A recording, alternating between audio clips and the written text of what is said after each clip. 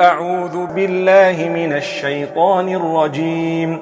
يا أيها الذين آمنوا اتقوا الله وكونوا مع الصادقين.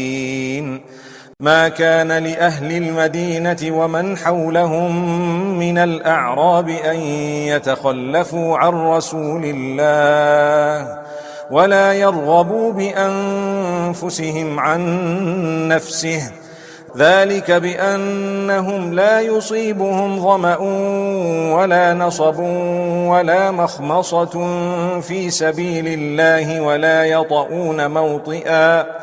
ولا يطؤون موطئا يغيظ الكفار ولا ينالون من عدو نيلا إلا كتب لهم به عمل صالح، إن الله لا يضيع أجر المحسنين.